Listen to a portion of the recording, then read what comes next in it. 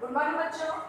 इस वीडियो में मैं क्लास 7 को चैप्टर 6 एक्सप्लेन करूंगी, वर्ब एंड टाइप्स। ठीक है, तो आप सब इसको अच्छे से समझिएगा।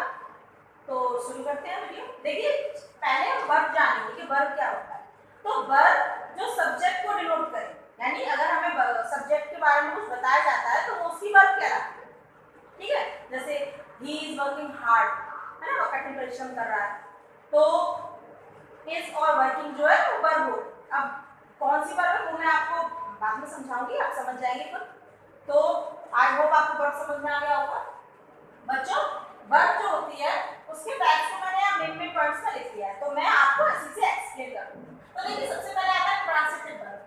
अब ट्रांसिटिव वर्ब क्या होता है? तो बच्चों, ट्रांसिटिव वर्ब में ऑब्जेक्ट का होना जरूरी है। जिसमें वर्ब के बाद ऑब्जेक्ट होता है वो ट्रांसिटिव वर्ब होती है। मैं एग्जांपल के थ्रू बताती हूँ। ही एट एन एप्पल, उसने एक एप्पल खाया। तो देखिए, एप्पल जो है यहाँ पर बच्चों वो क्या है? ये ऑब्जेक्ट है। ठीक है, एप्पल क्या है? ऑब्जेक्ट। तो ट्रांसिटिव वर्ब में ऑब्जेक्ट का होना जरूरी है।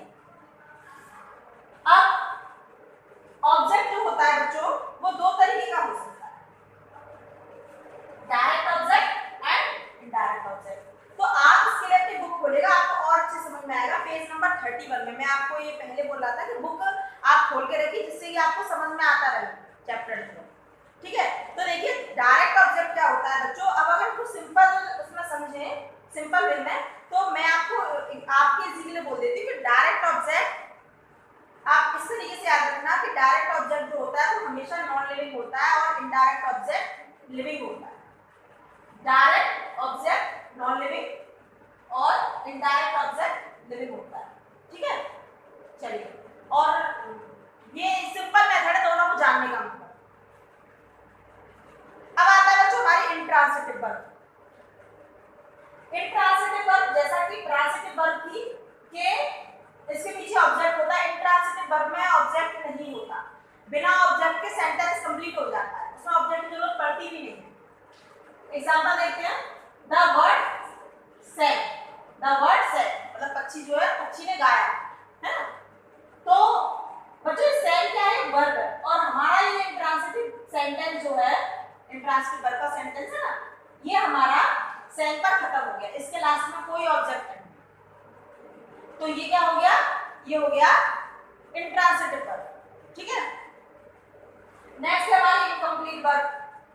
तो बच्चों इनकम्प्लीट वर्ब देखिए, जैसे इंट्रांसिटिव वर्ब, इंट्रांसिटिव वर्ब का जो सेंटेंस होता है वो क्या होता है कि वर्ब पर एंड हो जाता है ना। मतलब ऐसा नहीं, ऑब्जेक्ट नहीं होता।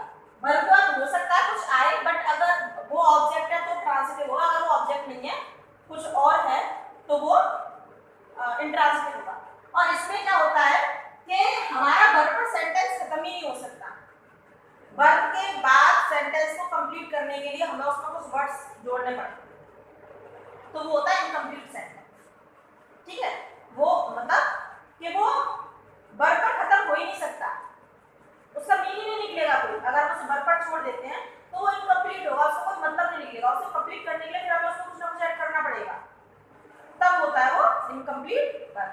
देखिए, द चाइल्ड इज हंग्री, बच्चा जो है वो भूखा है। अगर मैं इसको यहाँ पर इस पर खत्म कर दूं तो क्या ये इसका कोई मीनिंग निकलेगा? द चाइल्ड इज, तो क्या इज, कोई मीनिंग निकलेगा?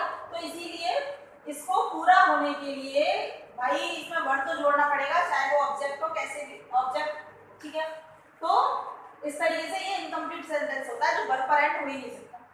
ठीक है, चलिए, अब बच्चों जो हमारी वर्ब होती है वो मेन वर्ब हो सकती है और ऑक्सिलरी वर्ब हो सकती है। अब मेन वर्ब बताती हूँ क्या होती है।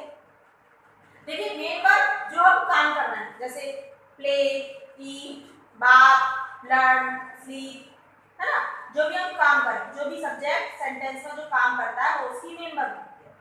और ऑक्सिलरी वर्ब क्या होती है? जो उसको ये रिप्रेजेंट करे कि जो काम है वो किस काल में हो रहा है। is, are, am, was, were, has, have, can, could, may, might, ये सब होती है ऑक्सिलरी वर्ब। ठीक है, मेन वर्ब ऑक्सिलरी वर्ब दो तरीके की होती है। अब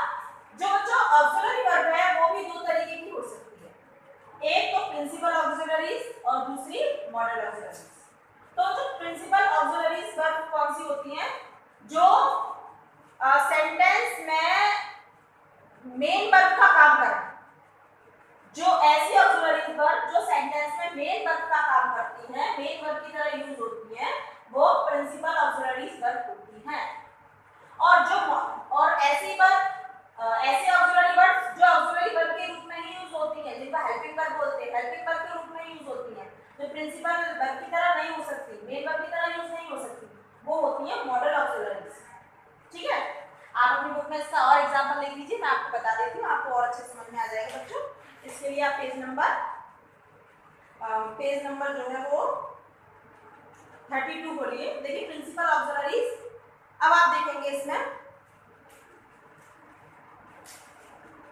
वी हैव डू, तो देखिए हैव है ना, तो अब हैव को हम मेन वर्ब की तरह यूज करते हैं, जैसे I have 2 toys, I have 2 toys, तो देखिए हो गई ना मेन वर्ब की तरह यूज, है ना। अब मेन वर्ब की जरूरत तो नहीं पड़ी, इसी वर्ब से काम चलेगा, यानी कि मेन वर्ब की तरह यूज हो गई, तो ये हो गई हमारी प्रिंसिपल ऑक्सिलरीज। ठीक है, और मॉडल ऑक्सिलरीज जैसा कि मैंने आपको बताया कि ये ऑक्सिलरी वर्ब की तरह ही यूज होती है।